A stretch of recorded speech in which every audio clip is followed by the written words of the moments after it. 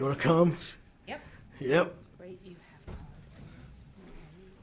On 33, we have a stack of cards that will be submitted into the file of the records. We have one in opposition. I don't know who that is. Anyway, these will be submitted, that will be in the record.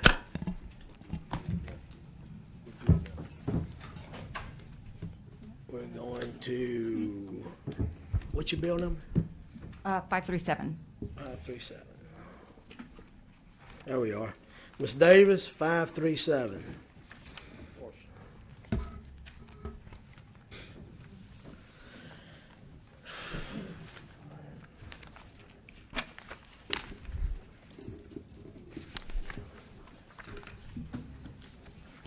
Pieces in the back. Pieces in the back. Okay. I don't think anybody wants to eat. Let me see it. What's the note on this one? You had an amendment today? Yes. Your amendment. Go ahead and talk about the cost if you would first.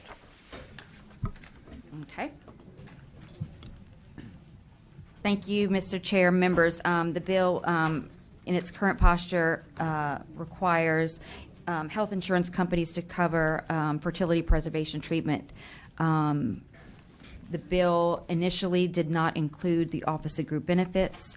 Senator Jackson yesterday in the Senate Insurance Committee added them in. So you see the totals here on the fiscal note.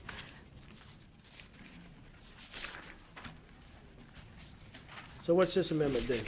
I know I sent you back to get it, but I can't remember. Okay, so what the amendment does, the bill does not go into effect until 2024. However, with the amendment, we will say that the Office of Group Benefits will be included only when, and those folks will be covered only when we receive an appropriation. Okay. You want to explain it?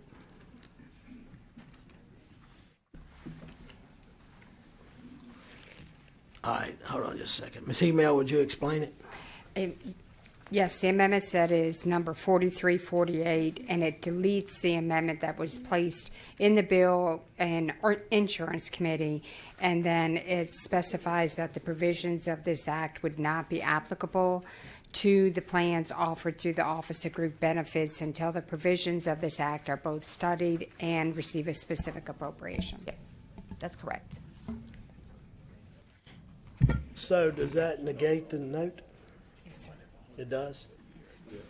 And Mr. Chairman, we understand the process. The entire insurance committee put this on after hearing the same testimony that you heard, that the notes we've been given is being driven by one or two private insurance companies, and that and just to explain it to you just a little further, Office of Group Benefits has one plan that currently offers this treatment, and that plan is LSU First. We heard in Insurance Committee that the fiscal note did not include any information from LSU First, which should have been the most accurate, information given to see the cost. That it only included, because of some federal regulation, which I'm sure all of us are waiting to address with our Congresspeople after finding this out this session, that it only included information given from Blue Cross Blue Shield. A number of us in that committee have always believed that our notes and the numbers derived from the numbers used to calculate our notes in insurance come from our Office of Group Benefits, if it's dealing with them, or from our Legislative Fiscal Office. What we found, and Senator Fessy was in that committee when we found this, what we found was that our notes in insurance are coming from private insurance companies. And to us, we all agreed that could skew numbers on any bill, depending on whether the insurance companies are for or against the bill. And I understand the process and why we have to make it subject to appropriation, but I'm hoping between this year and next year, before this bill goes into effect, Mr. Chairman, by working with this committee and others in the Insurance Committee, that we get accurate numbers from LSU First to determine what this fiscal note should look like. It seems that our fiscal notes will require us to grossly overfund bills dealing with insurance matters as our current process stands. And I will say that initially the bill included IVF coverage for IVF. I took that out in the House, and I'm going to do a study over the next year because I do want to do a deep dive into those costs. So that is the plan as well, is to work with LSU first. I have contacted LSU already to get the accurate numbers, and then work with, see what the numbers actually are in other states, because in other states that do have this just fertility preservation coverage, the cost is from 1 cent per member per month in California up to 5 cents per member per month in other states. I don't doubt you at all, okay? But you gotta understand, many members on this committee are ignorant to those facts because we didn't hear the bill in committee, okay? We're dealing with what it cost. Yep. And my staff tells me that this amendment should negate the cost. Correct. Okay. Amendment number 4348. Okay, I'm just introducing it, okay? Senator Henry, you got a question? So by you excluding the Office of Group Benefits, correct? We are making it subject to appropriation. But that, right, but it's not appropriated in the bill. So you're excluding the Office of Group Benefits as of now. So Well, the bill doesn't take effect until 2024. So we're but leaving. in 2024, if we don't fund it, then we're excluding that. Right, Yes. and that gives this committee and insurance committee and others who've heard this new testimony an opportunity with Representative Davis' study to get the real numbers. But if you don't have an accurate fiscal note, why would we move a bill that we know doesn't have an accurate fiscal note if it's not going to take effect until we get appropriations for it in next year? Because the bill also addresses private plans. And there was no fiscal note on the private plans. No, there is there is a fiscal. Yeah, note on it's, the private it's a fiscal note, but it's no state impact. Right. But you're allowing LSU First to do it, correct? They And are. Well, you're- we don't. They do it. They already. They already do it, and you're allowing Blue Cross Blue Shield. They already do it, No. correct? No. We're going to tell them to do it. Yes. Gotcha. And then we're going to tell everyone who's an Officer Group Benefits, you have to wait until next year when we fund it. Everybody's going to wait until 2024. And When insurance. when we fund it. Right. So and I don't- insurance committee's will was to But do it I- this year. Oh, I get that, but my issue is this: is that you're in essence, LA First can do it, or they're currently doing it. Blue Cross Blue Shield, we're going to tell them they can do it, but we're telling everyone who's on Officer Group Benefits, you have to wait until we fund it. No, not correct. Well, So we no, don't have to fund The it. bill, none of this will go into effect until 2024. So So why are we doing it now? to get it into law. we're doing it now, and I think, and I don't want to have this emotional conversation we had in insurance, but you're asking. We're doing it now because right now insurance companies will pay for numerous surgeries that are very intrusive upon women. I had them myself 3 times since I've been serving with you. But what they would never pay for outside of LSU First was the family planning methods in this bill. But they're paying for onerous surgeries. We're doing it because the women of this state have asked us to. No, I'm with you. I think you're missing the point. I want everyone to be able to do it, and I don't like the idea of telling the Officer Group Benefits folks that are on the Officer Group Benefits, the people that work in this capital, that everybody else has the ability to do it. In 2024, they get to do it. No matter what we do, they're in. Correct? Right. And if we don't fund it, Officer Group Benefits, whoever's on it, will not be able to do it. Correct? Yes, and that's our issue. That's what our insurance committee, we passed it unanimously because that was our issue. I understand that, but I don't like the idea of telling 2 groups that that you will be able to do it, and we might be able to do it for everybody pretty much everyone who works in the Capitol, right? Everybody, Insurance, law enforcement, everybody it's across the paying. board. So we're setting it up to where I would rather do it for everyone, or I'd rather be in a position to do it for everyone. Agree. That is my issue. So if this isn't going to take effect until 2024, and what we want to do is make sure, number one, we won't go into fiscal notes because we could talk about that all day long. I get that. I get the frustration of that more than you can comprehend. But I don't like the idea of voting for something that, and this is just my opinion, that you're excluding someone unless we fund it. You're excluding everyone in Officer Group Benefits unless we come up with the money. And we're telling the other 2 groups a year from now, no matter what happens, you get it. So I'm not against your bill. I like the idea of doing it. What I don't like the idea is selectively telling the Officer Group Benefit folks, you have to wait. It's important to you. I know it is. It's important to you, and obviously it's going to be important to Representative Lacombe.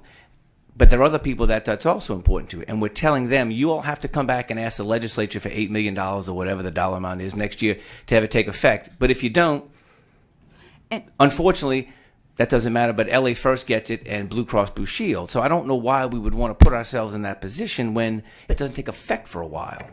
I understand what you're saying, but also, and you've been here for over while. a decade, a while. You were not gray when you first got here.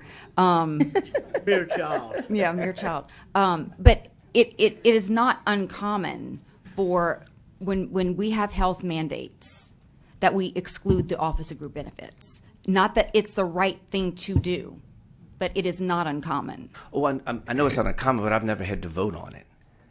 Right. Well, now you do. And now I do. And I mean, that's my issue. I get we've done things in the past, but I don't want to exclude them. That's just not what, I just honestly. But we are going to find the money next year to pay for them. But I'd rather do the bill. But what I'd rather do is do the bill next year There's a- with them included, because if it doesn't take effect for everyone else till next year anyway, it doesn't.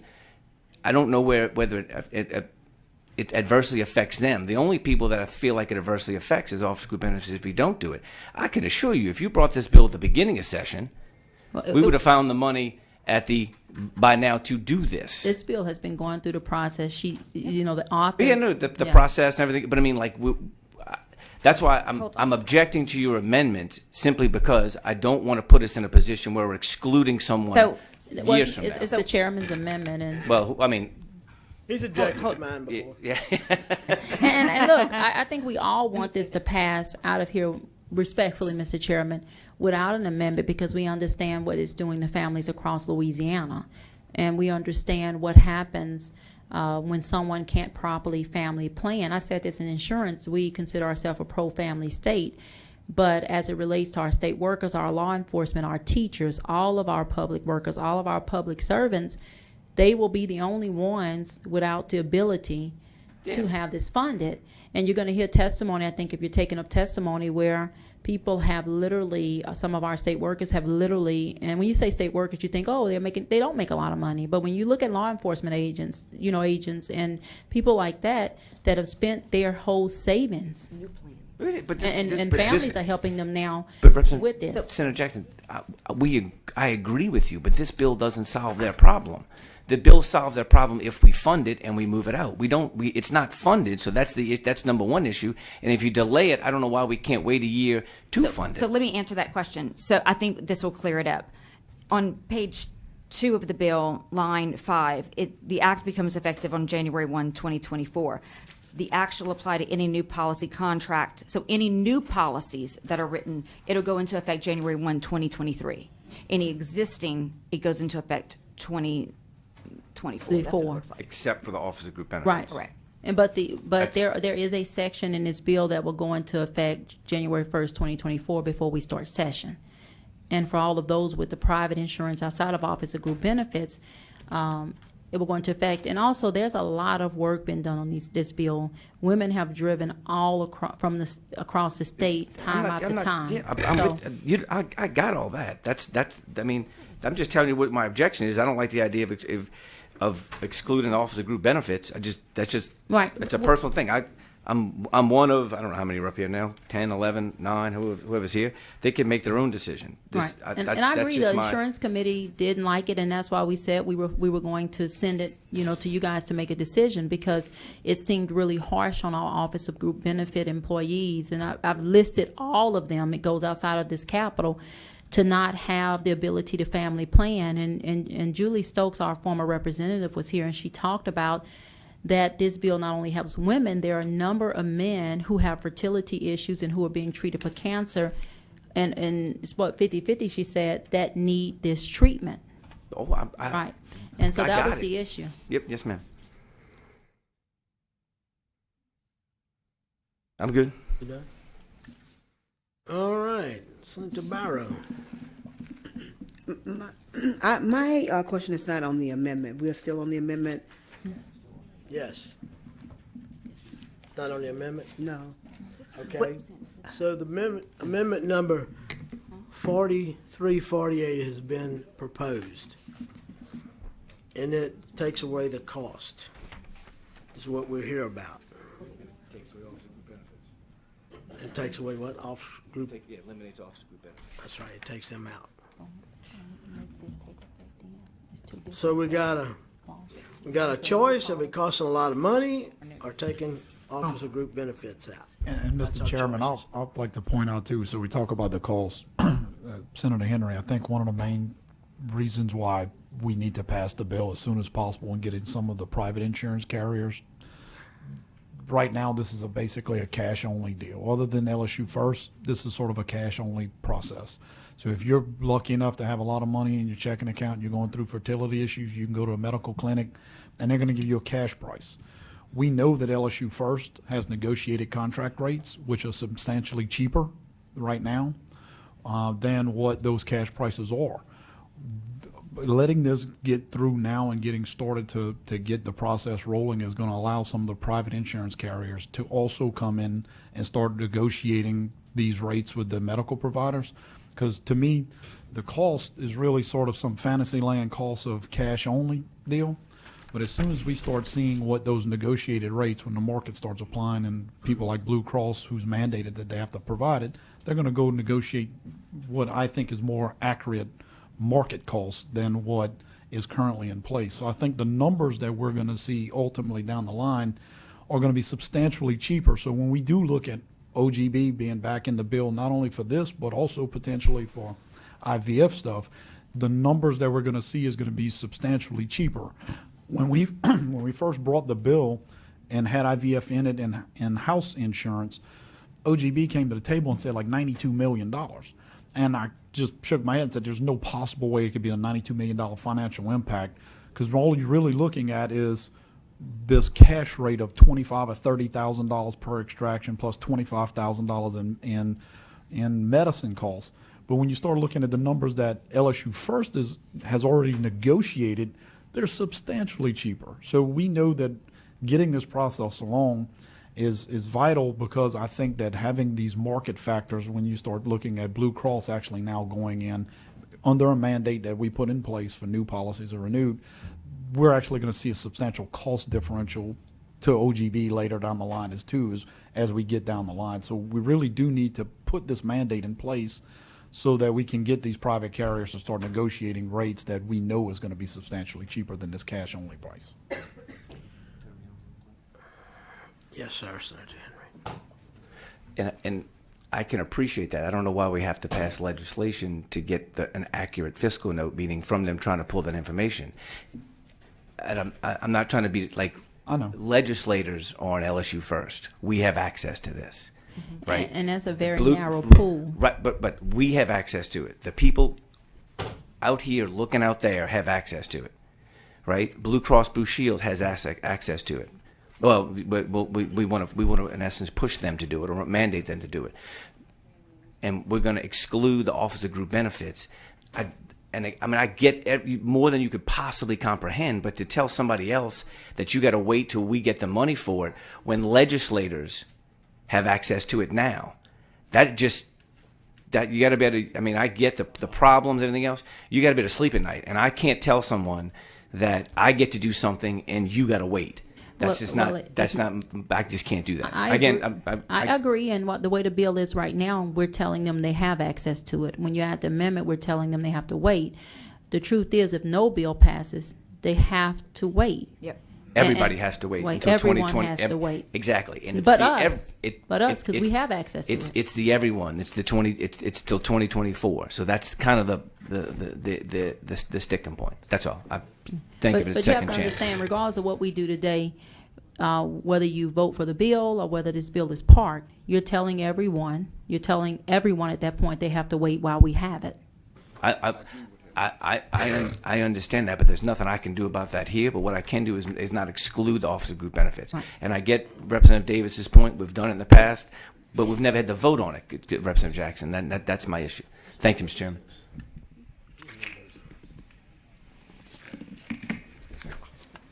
Okay. All right. Senator Barrow, you need another bite? Yeah, I think we need to work on the amendment. let's talk to the amendment. Amendment number 4348 to House Bill 537 by Representative Davis and company. It's on the amendment? Okay, question on the amendment, Senator Barrow. Yeah, really quickly. So as I was listening to you, the logic that I think I thought I heard by putting the amendment on and kind of stripping off, stripping them off, you guys are thinking that this may provoke them to begin to look at maybe cheaper prices going forward. Is that kind of like what you're thinking, or the logic may be? Go ahead.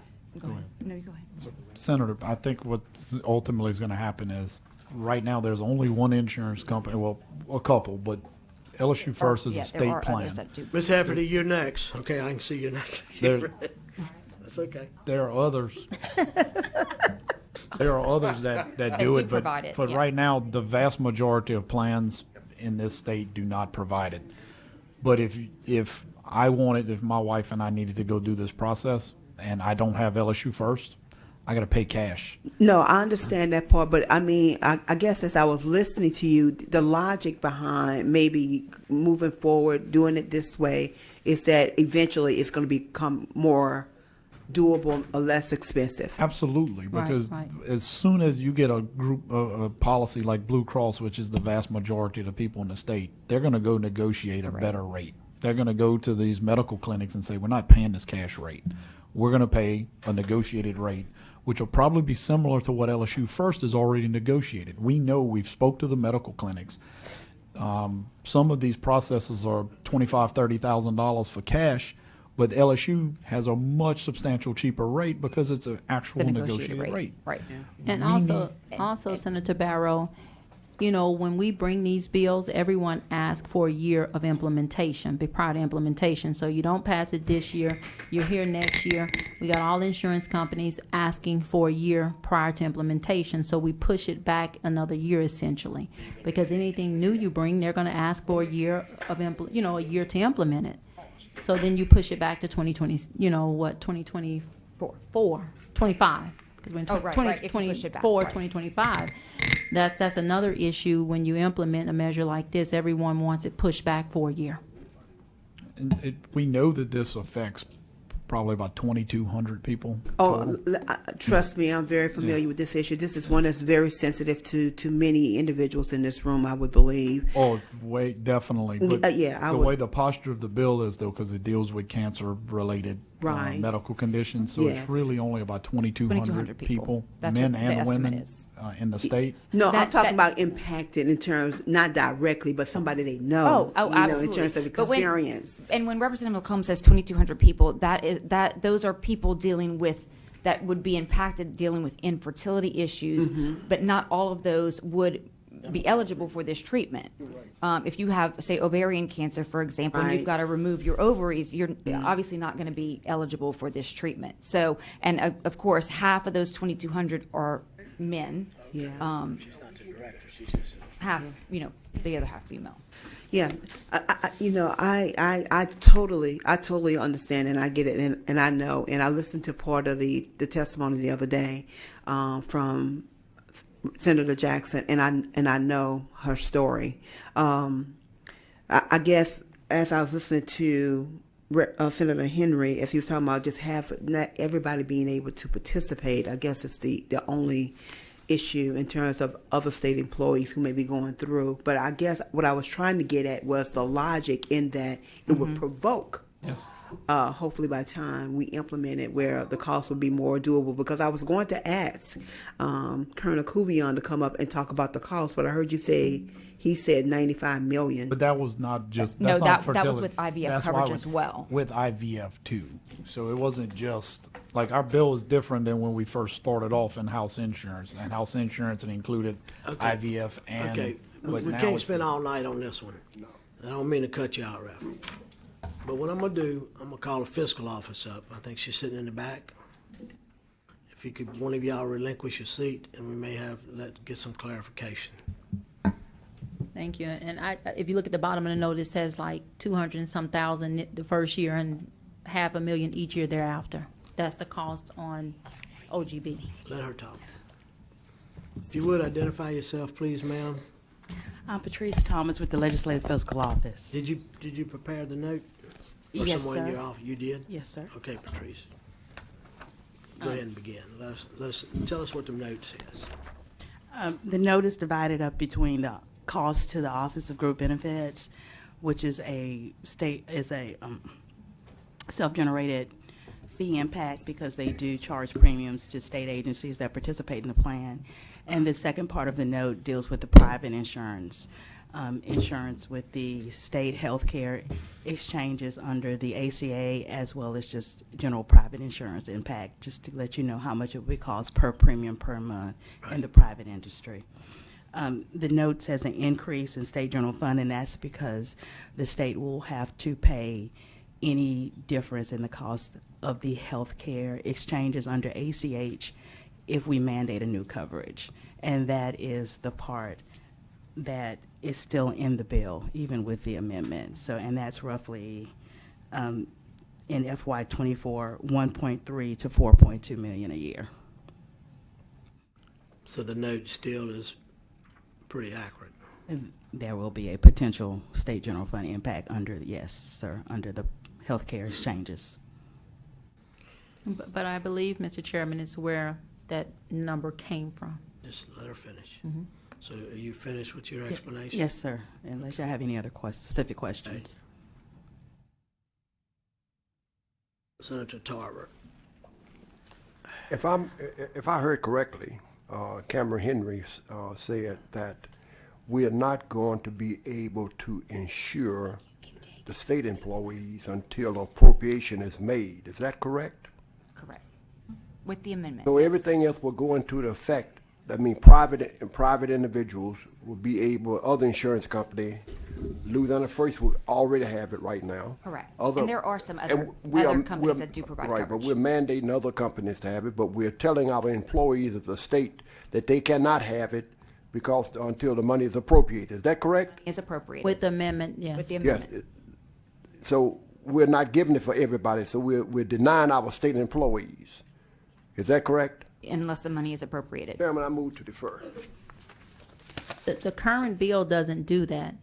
The current bill doesn't deny our employees. The way insurance sent it out, it gave our employees what they Chairman, the requested. motion is on the floor.